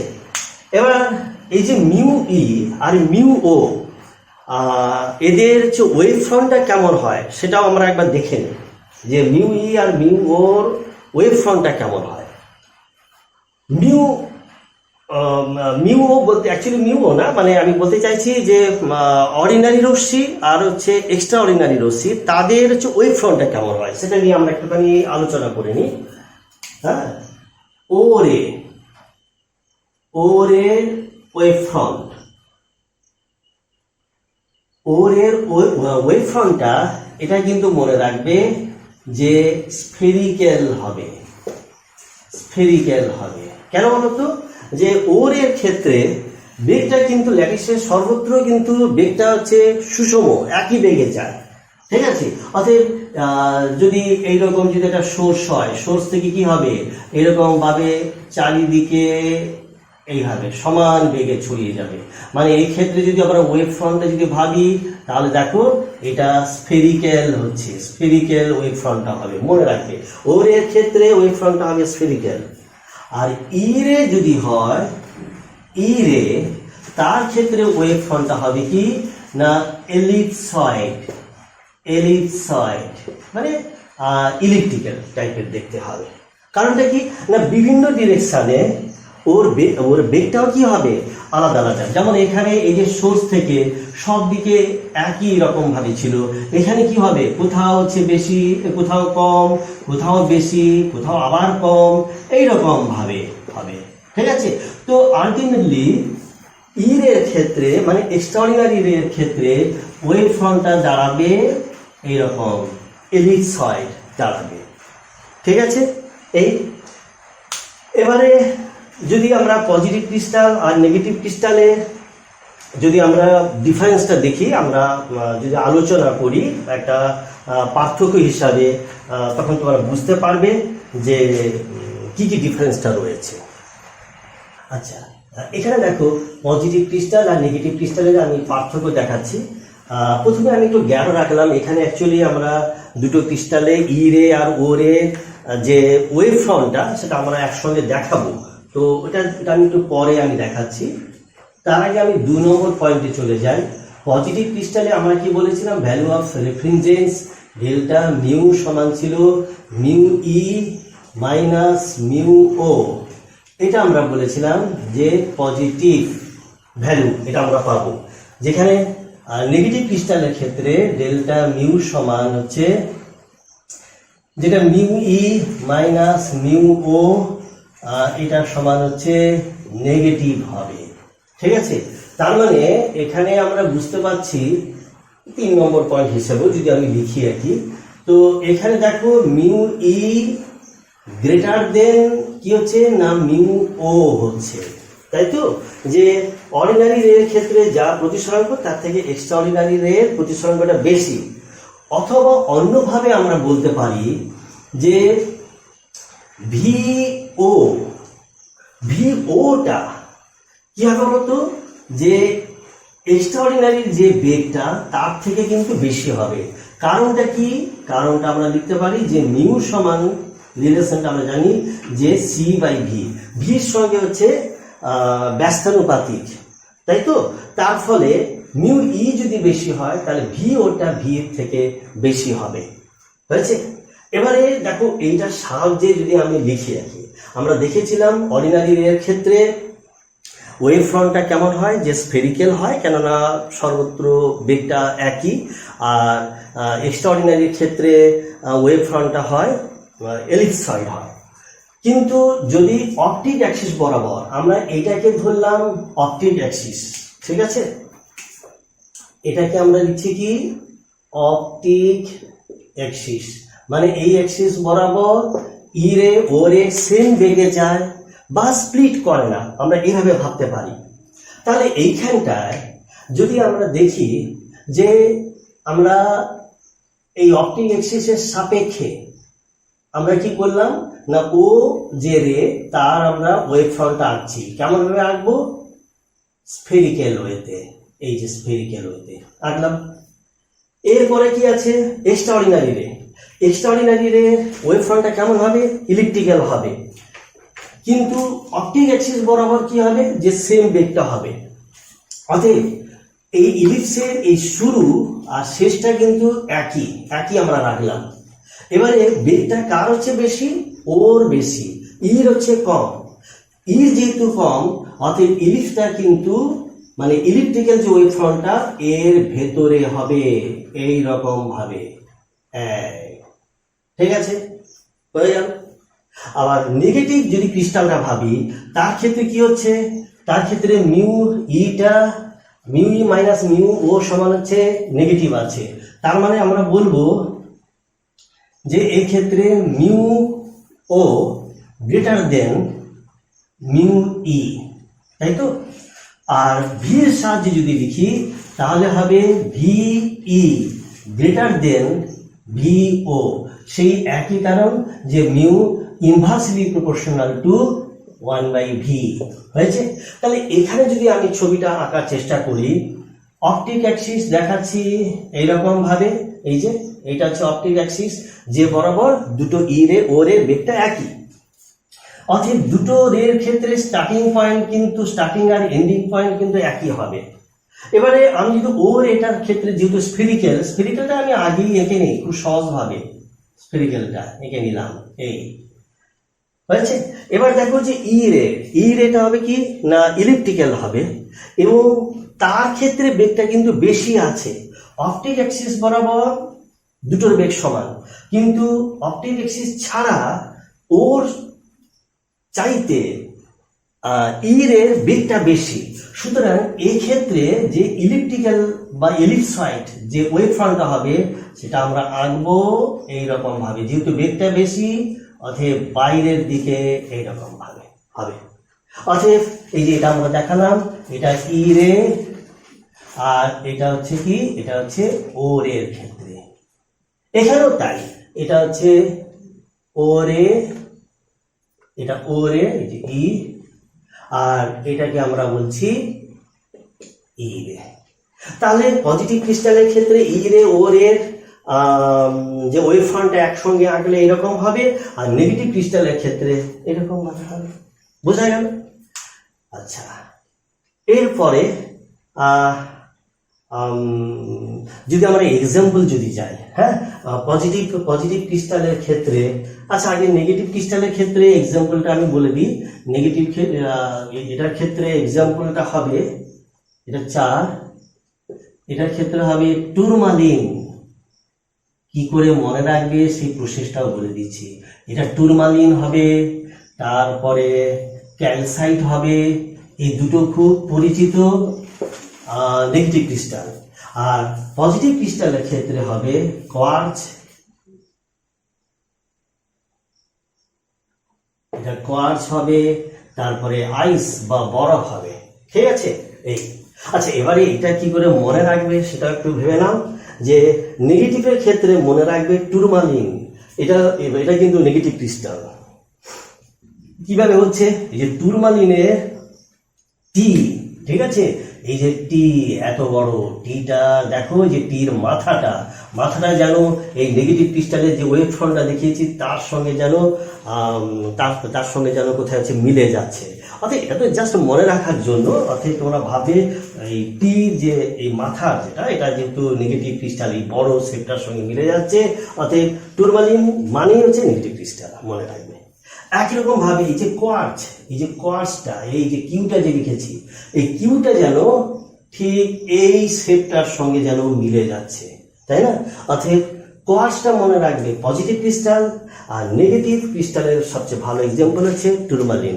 আর অবশ্যই যেহেতু আমরা ক্যালসাইট নিয়ে এত আমরা আলোচনা করলাম, তার আমরা ছবিটা দেখিয়ে, অর্থাৎ ওইটাই কিন্তু নেগেটিভ ক্রিস্টালের এক্সাম্পল হবে। ঠিক আছে?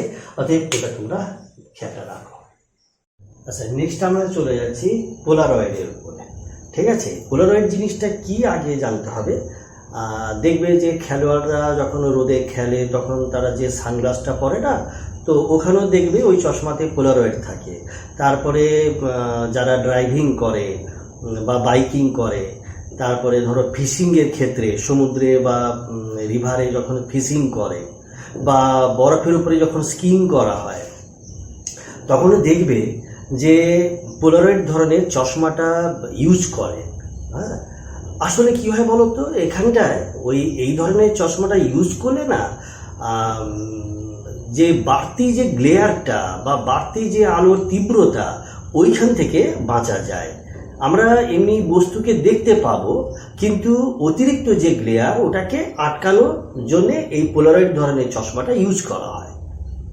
ওকে, এবারে এই পোলারয়েড জিনিসটা কিভাবে, কোন প্রিন্সিপালের উপরে কাজ করে বা কিভাবে তৈরি করা হয় সেটা আমরা একবার দেখি। এটা দেখো যে আমরা এর আগে ডাবল রিফ্র্যাকশন বা বাই রিফ্রেনজেন্স দেখেছিলাম। সেখানে আমরা দেখেছি কি না, ক্যালসাইট, টুরমালিন, বিভিন্ন যে ক্রিস্টাল, সেখানে যখন লাইটটা এসে পড়ে তখন দুটো পার্টে ভাগ হয়ে যায়, একটা ই রে আর একটা হচ্ছে ও রে, তাই তো? তো আমরা দেখো বাই রেফারেন্সে বিশেষ করে ক্যালসাইট যে ক্রিস্টালটা, ওটা আমরা ইউজ করেছিলাম, তাই তো?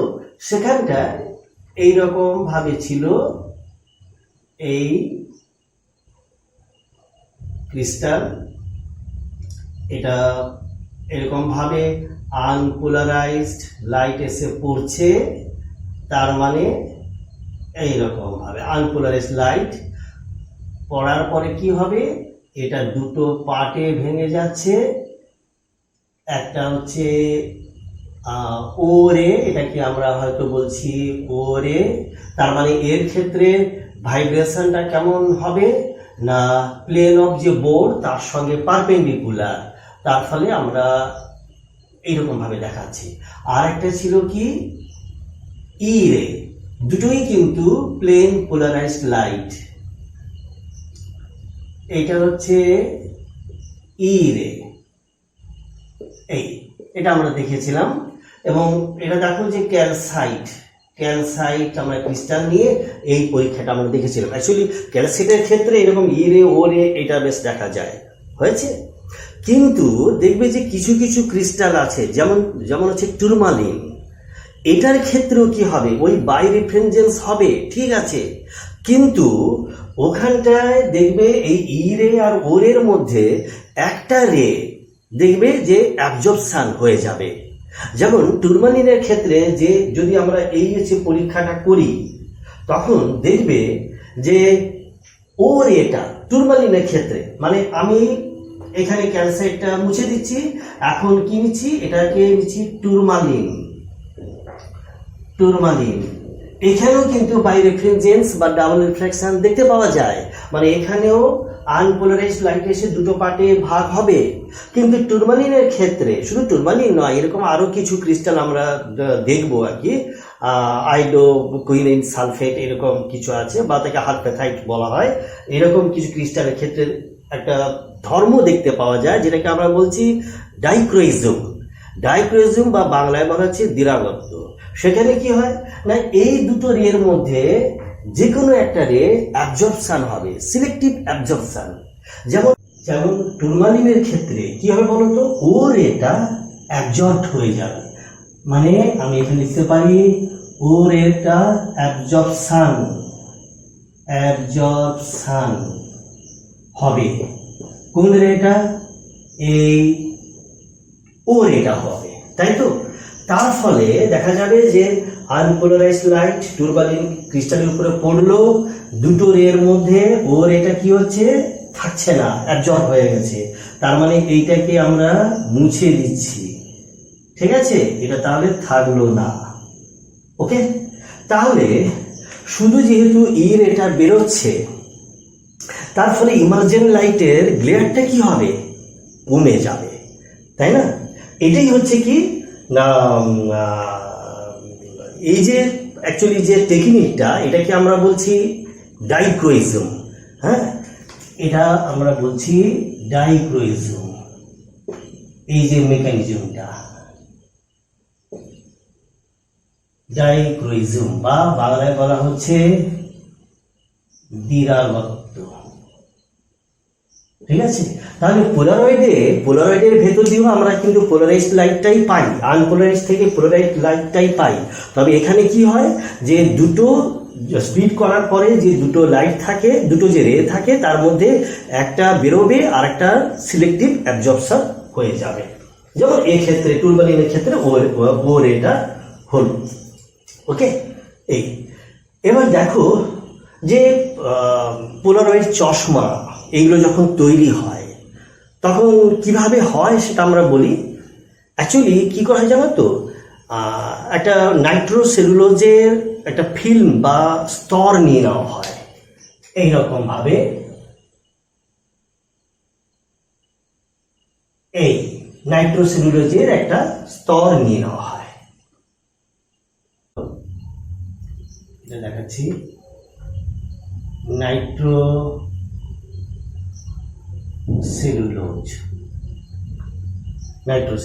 স্তর নেওয়া হলো। এর উপরে কি করা জানো তো,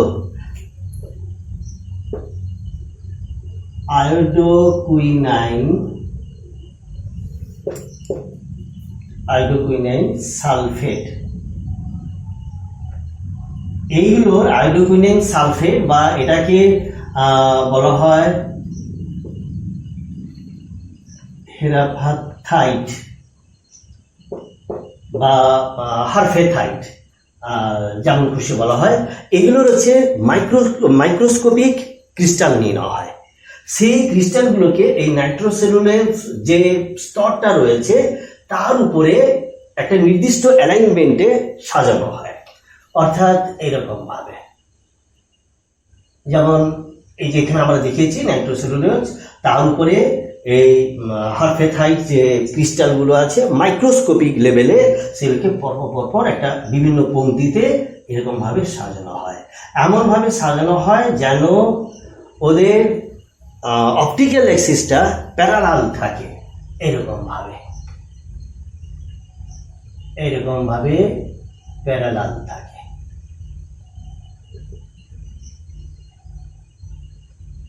এই ঠিক আছে, তো এইভাবে কি করা হলো, একটা পোলারয়েড সৃষ্টি করা হয়। এর উপরে যখন লাইটটাকে ফেলা হবে তখন আমরা দেখব ওই ই রে বা ও রে, তার মধ্যে একটা বেরোবে, একটাকে পাস করাবে এবং আরেকটা কি হবে, অ্যাবজর্পশন হবে। এইভাবে পোলারয়েডগুলো তৈরি করা হয়। ঠিক আছে। আচ্ছা, এবার দেখো, এই যে আমরা বললাম চশমায় পোলারয়েডটা ইউজ করা হয়, তার ফলে বাড়তি গ্লেয়ারটা আমরা চেক করতে পারি। এটা একটা এক্সাম্পল দিলে, যে ধরো একটা রাস্তায় দুটো গাড়ি হয়তো বিপরীত দিক থেকে আসছে, তখন কিভাবে পোলারয়েডটা কাজ করে সেটা আমরা দেখি। গাড়ির ড্রাইভার যেমন পোলারয়েড যুক্ত চশমা পরতে পারে, তেমনি গাড়ির সামনে যে উইন্ডস্ক্রিনটা রয়েছে সেখানেও কিন্তু পোলারয়েড থাকতে পারে, বা গাড়ির হেডলাইট যেখান থেকে আলোটা বেরোচ্ছে সেখানেও কিন্তু পোলারয়েডের ইউজটা রয়েছে। দেখো, একটা এক্সাম্পল দিলে বুঝতে পারবে কিভাবে এই পোলারয়েডের মাধ্যমে গ্লেয়ারটাকে কমানো যায়। ধরো আমরা এইভাবে নিলাম, দুটো গাড়ি দেখানো হচ্ছে,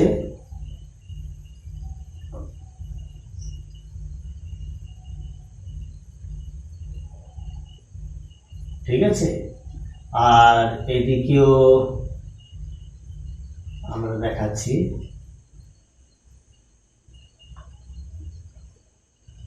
এইরকম ভাবে দুটো গাড়ি বিপরীত দিক থেকে আসছে। ধরা যাক এখান থেকে এখানে কি রয়েছে, হেডলাইট রয়েছে। এবার হেডলাইট থেকে যখন লাইটটা এখানে যে ড্রাইভার আছে সেই ড্রাইভারের চোখে এসে পড়বে, কিভাবে পড়তে পারে, একটা কি হবে, একটা ধরো আনপোলারাইজড লাইট সরাসরি এখানে চোখে এসে পড়লো।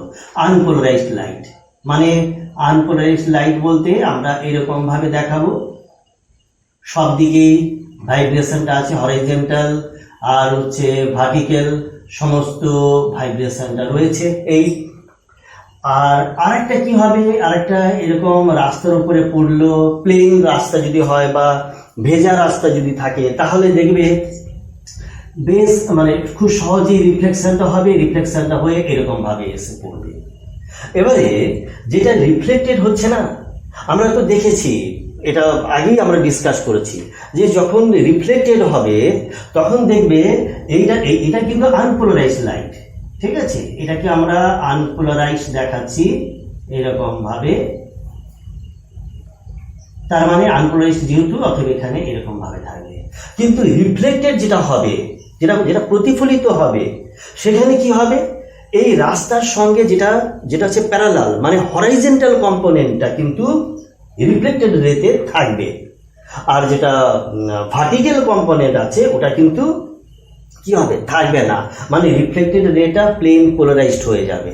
তাহলে এখানে যে ভাইব্রেশন, ওটা আমরা কেমন ভাবে দেখাবো, এটা দেখাবো আমরা এইরকম ভাবে, মানে রাস্তার সঙ্গে প্যারালাল, মানে হরিজন্টাল কম্পোনেন্ট, এখানে কিন্তু হরিজন্টাল কম্পোনেন্টটা দেখো প্লেন অফ যে বোর্ড তার সঙ্গে কিন্তু পারপেন্ডিকুলার আছে, তার ফলে তাকে আমরা একটু ফুটকি দিয়ে দেখাচ্ছি, অর্থাৎ এইগুলো এসে এখানটায় পড়বে। হয়েছে। এবারে এই ড্রাইভারের যে চশমা বলো বা উইন্ডস্ক্রিনে বলো, যদি পোলারয়েড যদি ইউজ করা হয়, এটা এমনভাবে ইউজ করা হয় যাতে দেখবে এই যে হরাইজন্টাল যে কম্পোনেন্টটা আছে, এই হচ্ছে হরাইজন্টাল কম্পোনেন্টগুলো এই পোলারয়েডের ভেতর দিয়ে যেতে পারবে না, ওটা কিন্তু অ্যাবজর্ব হয়ে যাবে। কার মাধ্যমে না, এই উইন্ডস্ক্রিনে যে পোলারয়েডটা আছে তার দ্বারা এই সমস্ত হরাইজন্টাল কম্পোনেন্টটা অ্যাবজর্ব হয়ে যাবে। হয়েছে। তার মানে দেখো, এই যে রিফ্লেক্টেড রেটা কিন্তু ড্রাইভারের চোখে আসতে পারছে না। ঠিক আছে, তাহলে রিফ্লেক্টেড রেটা আসতে পারলো না। আর যেটা ডিরেক্ট আসছে সেখানে কি আছে, দু ধরনের ভাইব্রেশন আছে ঠিকই, তার মধ্যে দেখবে যেটা যে ডটেড আছে, মানে যেটা হরিজন্টাল কম্পোনেন্ট, মানে এটার সঙ্গে সমতুল্য, সেই হরিজন্টাল কম্পোনেন্টও কিন্তু এখানকার যে পোলারয়েড আছে তাকে ভেদ করে যেতে পারবে না, কেন, ওটা হচ্ছে অ্যাবজর্বড হয়ে যাবে। তাহলে যেতে পারবে কোনটা, যেটা ভার্টিক্যাল কম্পোনেন্ট আছে, মানে এই যে ভার্টিক্যাল কম্পোনেন্টগুলো সেগুলো খালি ড্রাইভারের চোখে আসতে পারছে, হয়েছে। তার ফলে কি হবে, গ্লেয়ারটা কিন্তু অনেকখানি কমে যাবে, বুঝতে পারলে। অতএব এই হরিজন্টাল কম্পোনেন্টগুলো পোলারয়েডের দ্বারা অ্যাবজর্ব হয়ে গেল, তাদের এই অ্যাবজর্পশনের জন্য গ্লেয়ারটা অনেকখানি কমে যাবে। তবে ভিশনের ক্ষেত্রে কোনো রকম অসুবিধা হবে না, কারণ কি না এই যে ভার্টিক্যাল কম্পোনেন্টগুলো সেগুলো কিন্তু ড্রাইভারের চোখে আসতে পারছে, ঠিক আছে। তার ফলে গ্লেয়ারটা কমিয়ে ভিশনটা ঠিক থাকলো। এইভাবে কিন্তু পোলারয়েড চশমাটা কাজ করে। ওকে, থ্যাংক ইউ।